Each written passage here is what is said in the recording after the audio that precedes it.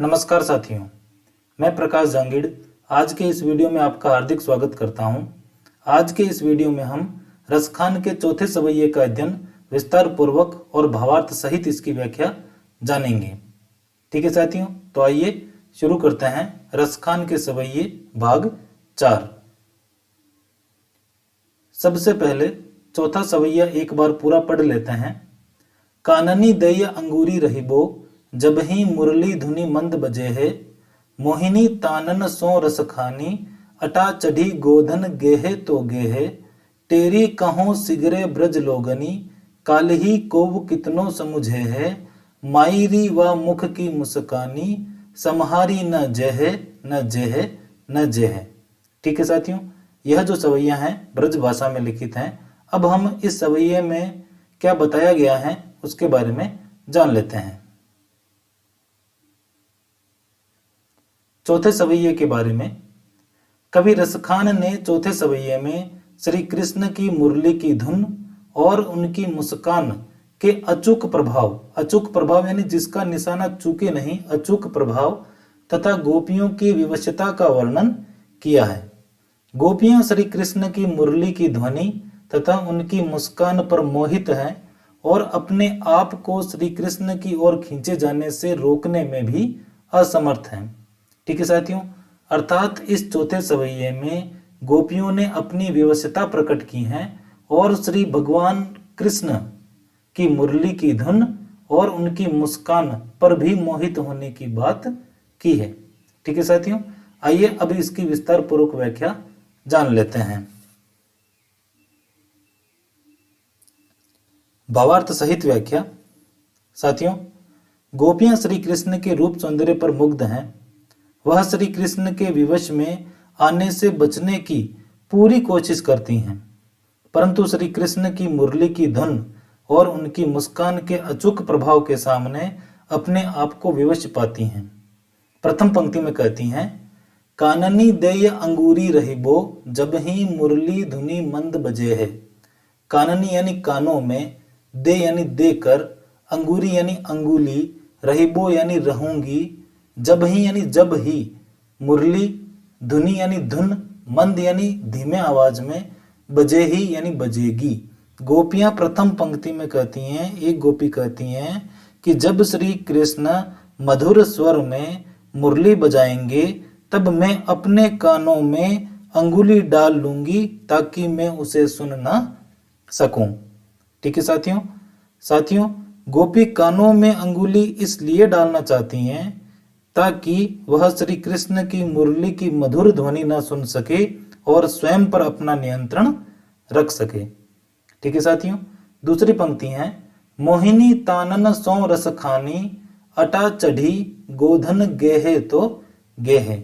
मोहिनी यानी मोहित करने वाली, तानन यानी धुन, सो रसखानी यानी भगवान श्री कृष्ण की, अटा यानी अट्टालिका चट्टान, चढ़ी यानी चढ़ना, गोधन एक ब्रज क्षेत्र का लोक गीत है जो भगवान श्री कृष्ण गायों को चराते समय गाते थे। गेहे तो गेहे यानी गाना।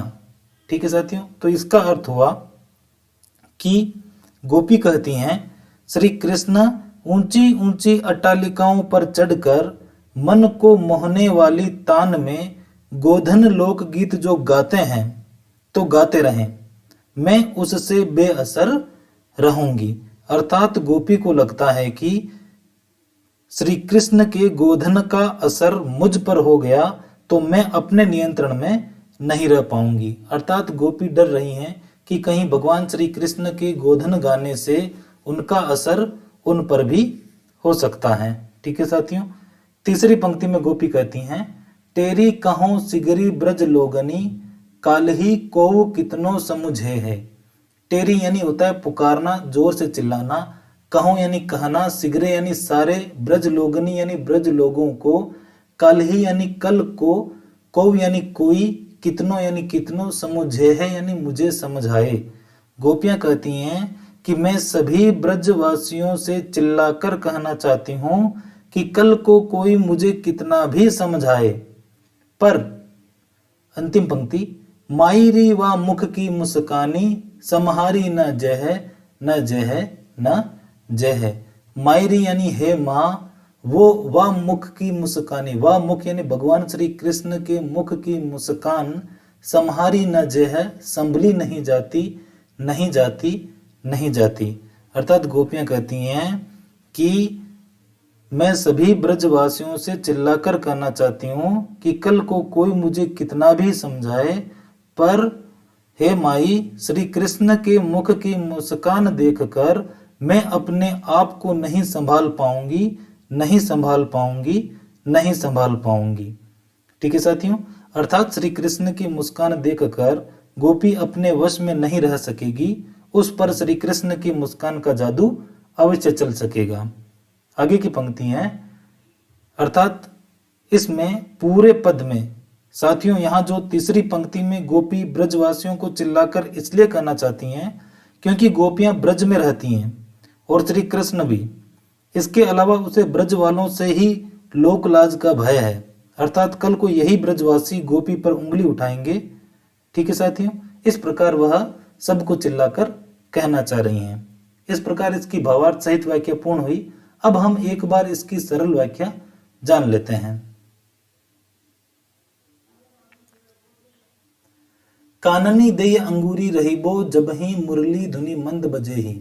रसखान इस सवैये में कहते हैं कि एक गोपी श्री कृष्ण की मुरली की ध्वनि तथा उनकी मुस्कान पर मोहित होती हुई कहती हैं कि जब श्री कृष्ण मधुर स्वर में मुरली बजाएंगे तब मैं अपने कानों में अंगुली डाल लूंगी ताकि मैं उसे न सुन सकूं, और अगर नहीं सुनेगी तो भगवान श्री कृष्ण के वश में भी वो नहीं होगी।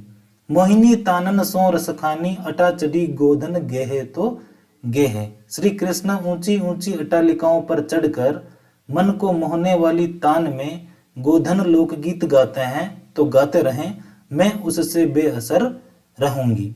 आगे गोपी कहती हैं, तेरी कहो चिगरे ब्रज लोगनी, काल ही को कितनों समुझे हैं। मैं सभी ब्रजवासियों से चिल्लाकर कहना चाहती हूँ कि कल को कोई मुझे कितना भी समझाए, पर मायरी व मुख की मुस्कानी सम्हारी न जह, न जह, न जह। कोई कल को मुझे कितना भी समझाए, पर श्री कृष्ण की एक मुस्कान पर मैं अपने वश में नहीं रह सकूंगी, मुझ पर उस मुस्कान का जादू अवश्य चल जाएगा। ठीक है साथियों, इस प्रकार यह संपूर्ण व्याख्या पूर्ण हुई। अब इस सवैये से बनने वाले महत्वपूर्ण प्रश्न। प्रश्न संख्या 1, गोपी कानों में उंगली क्यों डालना चाहती हैं? ठीक है साथियों। दूसरा प्रश्न, गोपी स्वयं को कब संभाल नहीं पा रही हैं? ठीक है साथियों। तीसरा प्रश्न, इस सवैये में गोधन से क्या तात्पर्य है? चौथा प्रश्न,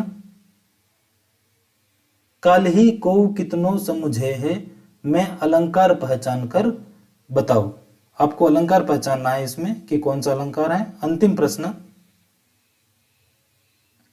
सवैये की अंतिम पंक्ति न जे है, न जे है, न जे है में कौन सा अलंकार है? ठीक है साथियों, इस प्रकार यह आज का सवैया पूर्ण हुआ। रसखान के चारों सवैयों की व्याख्या हम अपने वीडियो के माध्यम से कर चुके हैं। ठीक है साथियों, आप सभी का बहुत बहुत धन्यवाद।